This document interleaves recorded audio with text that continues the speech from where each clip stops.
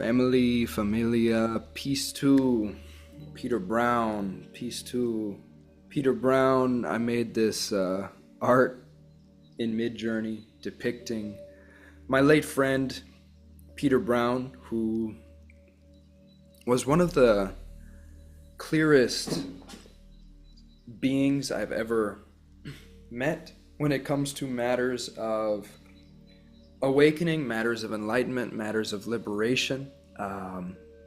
Peter played an instrumental role in my path, my journey. And I've been talking a lot about his yoga of radiant presence. That's what he called his teaching and his practice that he advocated for discovering liberation, for discovering recognition of the nature of reality, which he repeatedly asserted is just a simple noticing of what is already fully present, what has always been the case. Full enlightenment is already the case right now. Reality, experience is fully enlightened, and we just have to notice this is the case. So anywho, I wanted to make a video specifically about Peter and the yoga of radiant presence, because I've been talking about him in many other videos, but I haven't yet made a video that's just specifically dedicated to him. And so yeah, I want to really try to cut to the heart of the matter here. So when I ask myself, what is the essence of Peter's message? What is the essence of the yoga of radiant presence? I would say the essence is that this is it right here and now. This is it right here and now. This presently appearing field of experience is all that we ever know, all that we ever make contact with, all that there is. This is it. This is it. And the yoga of radiant presence is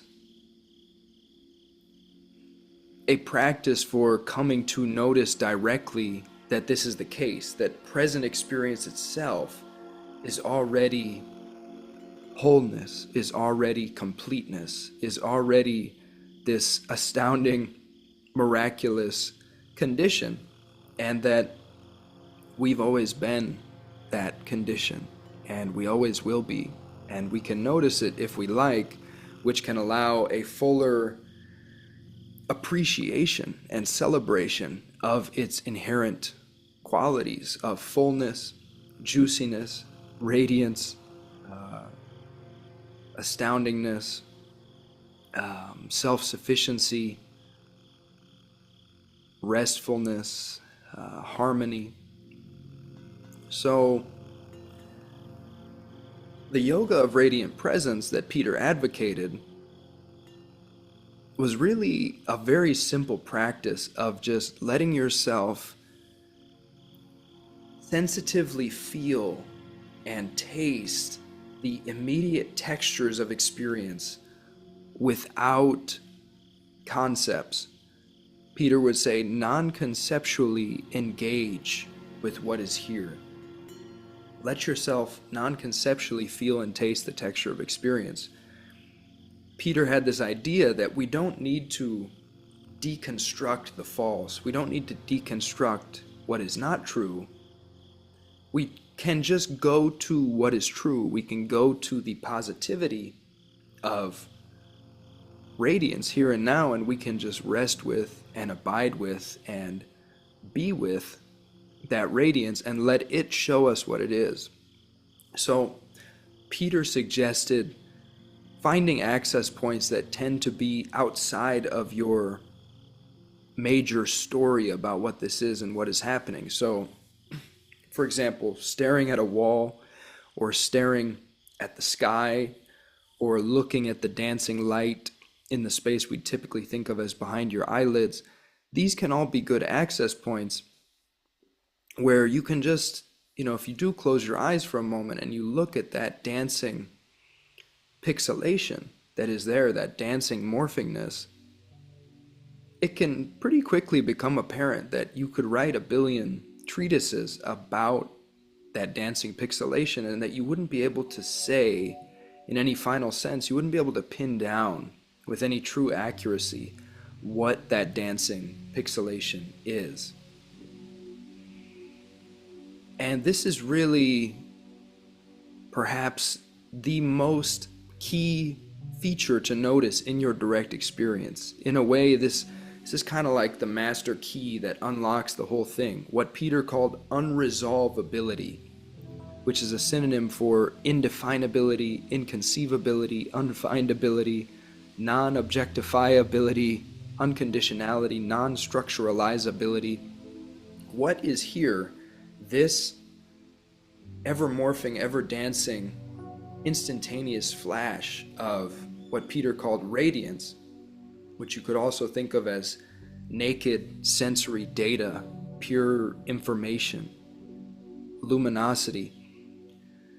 If you look closely at any aspect of it, in any sense field, in the field of touch, the field of sound, the field of taste, if you look closely at any phenomenon, you find this quality of non-finite, ever-morphing pixelation, unpin-downable, ever-morphing buzzingness, this ever-shifting aliveness that never stops even for an instant, morphing and shifting, morphing and shifting.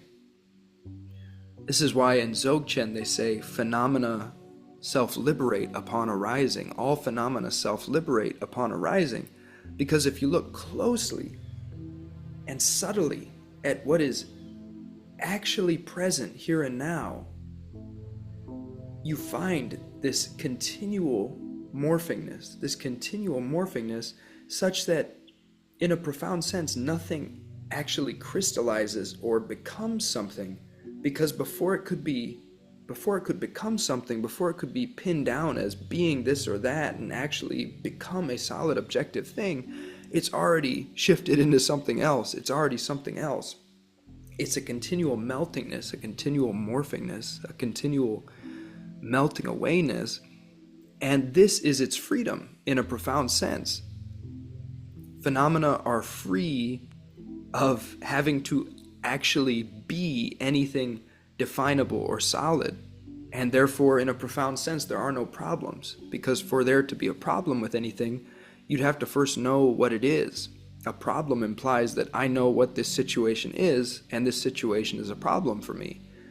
But if you don't actually know what any situation is, then it's no longer a problem.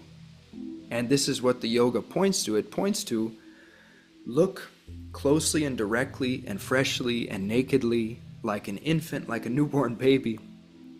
Make virgin contact with the actual dancing instantaneous flash of nowness, radiance, here and now, and just notice that you don't know what it is. Just notice that you don't know what it is. Let it show you why you could never say what it is or conceive of what it is. Just by simply resting with it in this very naked way, this very direct way, this very bare way, stripped of our usual descriptions, our usual beliefs, our usual stories, just staying with the primal fact of nowness, the primal fact of this bubble of present experiencing, this instantaneous, spontaneous flash of present experiencing, we can discover this quality of bottomlessness, inconceivability, unpin-downability in all phenomena.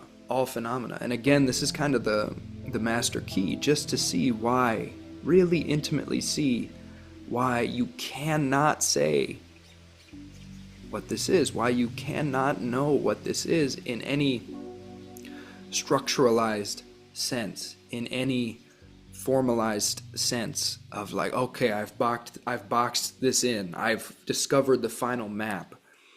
You will never discover the final map, because this is the unmappable. It cannot be mapped.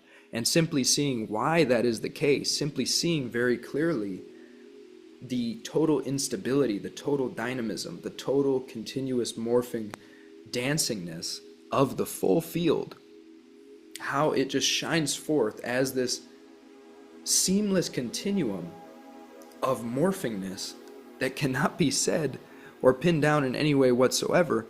That is the golden ticket. That's the golden ticket that will just very naturally begin to dismantle a lot of your more heavy-handed beliefs and assumptions and definitions about what this is. And so Peter's yoga was really a recommendation to snap yourself out of normalcy in any way that you possibly can. He would sometimes say, by hook or by crook, whatever works for you, find the tactics that can snap you out of your normal habitual story, your assumption that, oh, I'm just a human being, a small monkey on this rock in this vast universe, and I've got this laundry list of problems to solve, and yada, yada, yada, and there's this big, crazy world out there, and it's going to shit. Find any way that you can to snap yourself out of that story and just rest with and be with and sensitively feel and taste and appreciate the astonishing texture of now, the astonishing unsayable texture of now, and see why it is unsayable. See clearly why it is unsayable and inconceivable, and just rest there. Once you're outside of normalcy, just rest there. Just rest there. Just be with it. Just be with it. And it will show you what it is. That was Peter's suggestion. That was Peter's pointing. That was Peter's yoga. Just look and see. Look and see. It's it's comically simple, and yet it is resonant with some of the highest teachings that this planet has ever produced.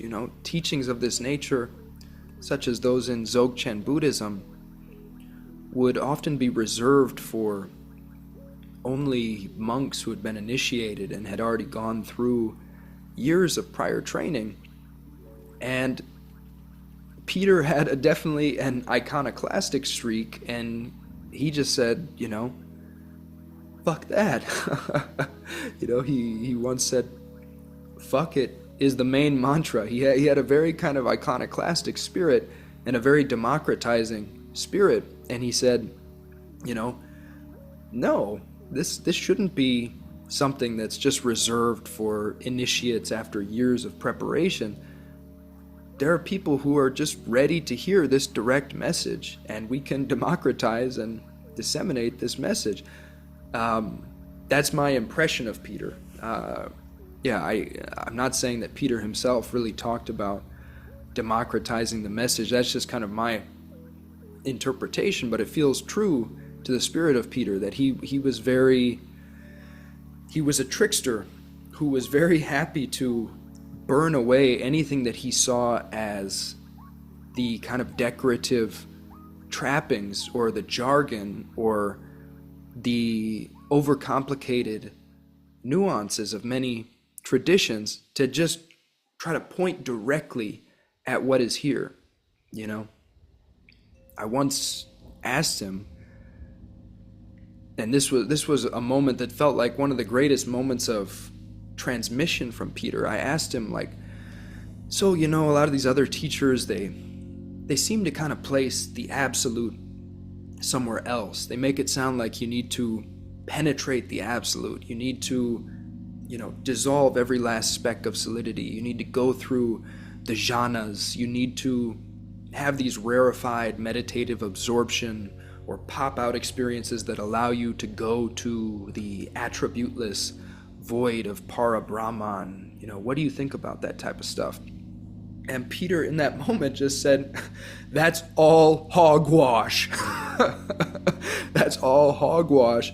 In one fell swoop, he just slashed through all of this conceptual elaboration, all of this somewhere elseness of all these other teachings. And he just said, that's all hogwash. This is it right now. This is it right now. No other time, no other place, nothing more special than this here right now. Any seemingly special experience, where does it appear? It appears right here, right now, and nothing is more special than anything else. Nothing is more it than anything else. This, right here, right now, this is it. This is what is longed for. This is wholeness. This is completeness. Right now is where the money is, as he would sometimes say. Right now is where the money is. This is the lusciousness. This is the juiciness. This is the richness, to use some of his favorite words: lusciousness, juiciness, richness. He was so clear about the fullness and the all-inclusivity of this. He would say, this is not nothing. And what it is can't be said, and yet it is wonderful beyond description. It is wonderful beyond description. He was so clear that there's no dichotomy or hierarchy whatsoever. There's this fullness right here. You can't say anything about it, and yet check it out. Let it seduce you. It's like drinking the finest wine, he would say. Like, taste it like you're reading psychic braille, or you're slipping into a hot bath, he would say.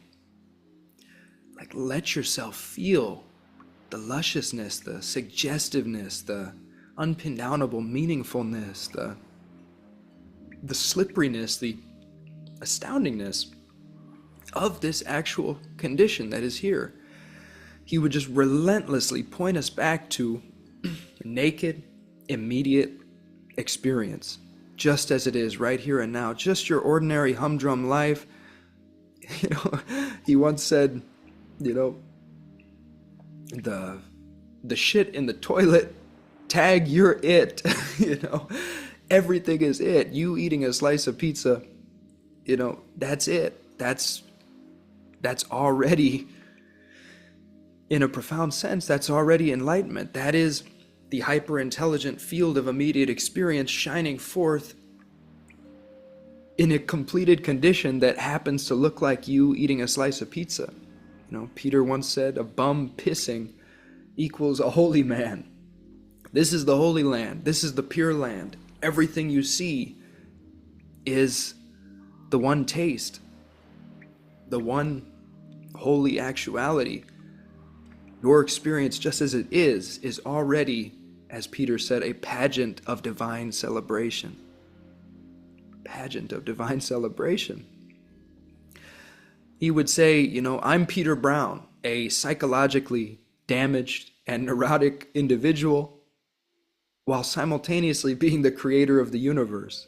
I'm paraphrasing here, but that's one of my favorite sentiments of his, is that he saw that the human character is fully included. The human character doesn't go away, and the human character doesn't need to be turned into some kind of superhuman who's been fully and completely healed and turned into some kind of shimmering guru floating on a lotus flower. No, the patchwork, ragtag, ramshackle, idiosyncratic characters that we are,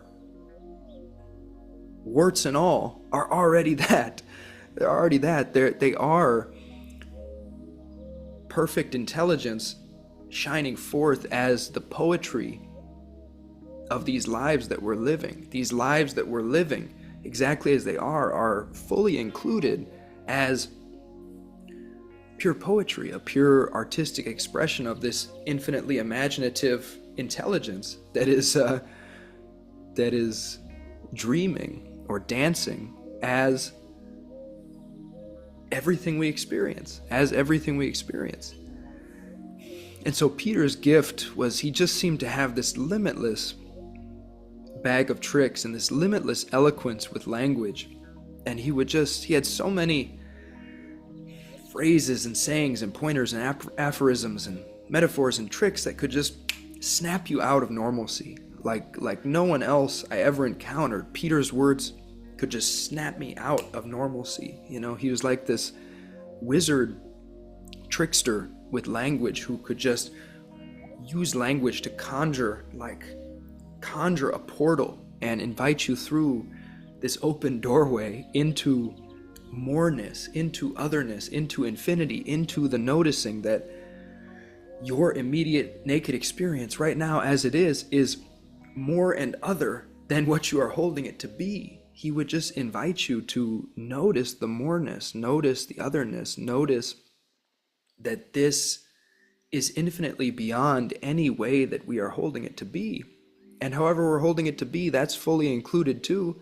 That's a valid perspective one can take, and any perspective is true and real as far as it goes. It just doesn't go all the way. It can't go all the way because no perspective, no partialized map can contain this. Any map will always be a partialization because, again, this is the unmappable. And it's really seeing that innate unmappability, that innate unresolvability, that innate emptiness that is a master key that unlocks the whole thing, as far as I can tell. And Peter also said that the master key of this yoga is direct experience. So it's just looking at your direct experience and seeing why it can't be said, seeing why it can't be resolved, letting it show you its enchantments, letting it show you its richness, its artistry, its infinite detail, And again, everything is included. Peter would say it can be useful for a while to drop interpretations because we're so habituated to all these interpretations and this assumption that we know what this is, the assumption that we know that this is me in a world doing my thing, I've got all these problems to solve, I've got this long to-do list. That assumption that we know what that is the main obstacle that blocks us from seeing what this actually is. And so it's useful in the yoga for a while to practice dropping interpretations and being with uninterpreted radiance, this uninterpreted spontaneous flash of naked sense data that is presenting in every moment as this total fullness, this continuum of pure dynamism, pure dancingness, pure morphingness. It's useful for a while to do that because dropping the interpretations helps us to become intimately familiar with what this is prior to interpretations. And then we can gradually come to see, as we progress in the yoga, we can come to see that all the interpretations are fully it too. Those interpretations are also unresolvability. They're also this miraculous shining forth. They're also a function of what the whole is doing. They're a function of radiant presence. They're one of its dominant modes. Radiant presence apparently loves to spin forth these endless narratives and poetries and interpretations that allow it to explore itself and provide different perspectives on what it might seem to be or how ways it can seem to be, and it likes to get lost in these perspectives, and that is all fully included. That's all fully honored, again, as pure artistry, pure poetry. And it seemed to me like as Peter's life and teaching progressed, he emphasized this point more and more, especially in his later years in his book This That Is, which captured some of his talks from 2020. I believe 2020. He passed on in 2022. God rest his soul. That book, This That Is, he really emphasized the multidimensionality, the all-inclusivity, the non-hierarchical nature of this, and just that everything is fully included. Everything is fully included, and there's just this infinity of different perspectives and modes and angles that are all just kind of drifting through, and none of it is more special than anything else. It's all this unresolvable wholeness shining forth as whatever it happens to look like, and whatever it happens to look like, that's it. That is this that is. This that is. This that is right here. So yeah, so it's all included. The stories and interpretations are fully included ultimately, and seen to also consist of nothing other than this unresolvable radiance, this unresolvable completeness, this simple shining forth of instantaneous dynamism, morphingness. And Peter was just so in love with radiant presence. I mean, he really, you could feel his love for radiant presence. He had such an appreciation, such an enormous appreciation for radiant presence. I mean, this was his joy.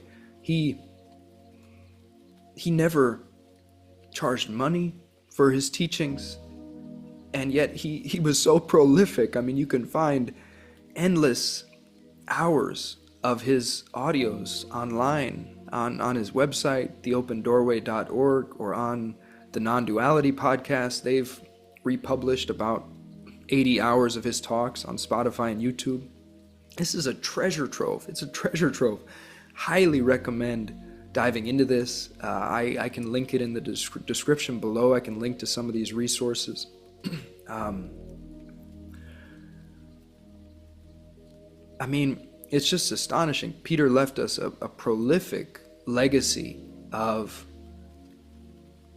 open doorways into the freshness, and he just had such an appreciation for pointing out how astonishing, how miraculous, how intimate, how close, how juicy, how luscious, how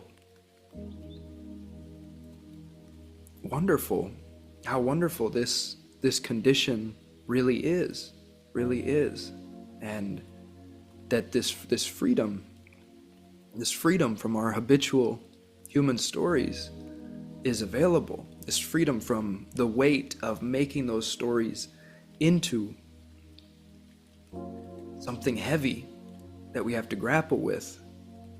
You know, as you see the true indefinability, the stories can still be there, but it's like all the heaviness is vacuum sucked out of them over time.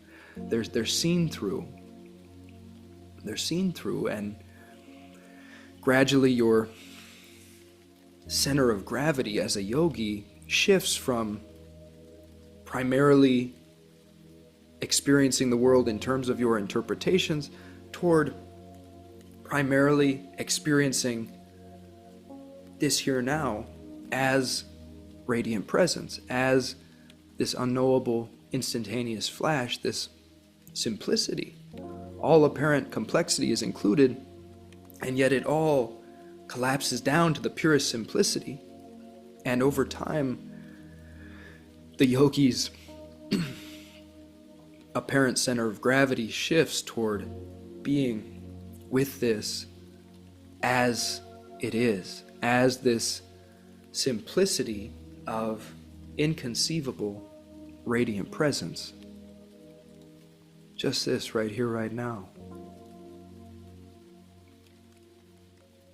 Simple rest, simple freedom,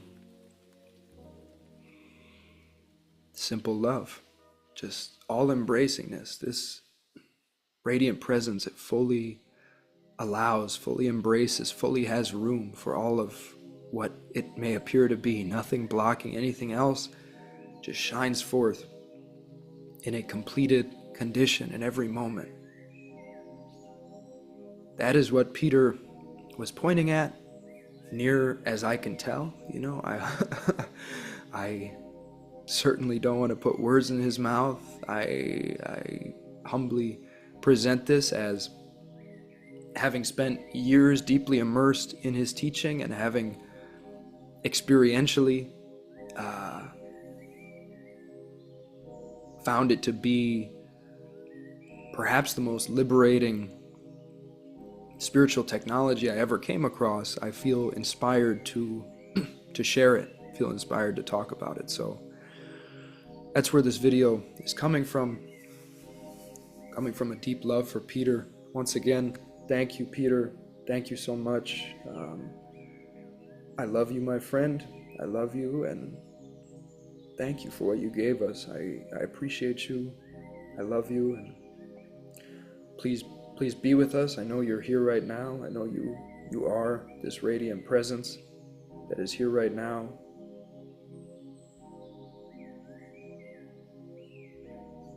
Thank you, thank you, thank you.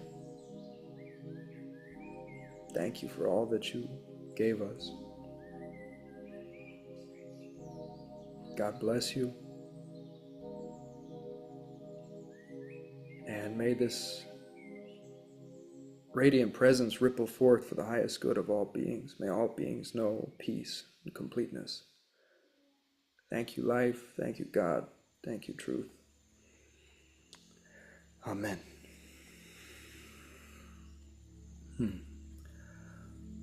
All right. Thank you, my friend. Thank you for listening. Much love. One love. None to do but be you, baby. None to do but be you. Thank you. I love you. Peace.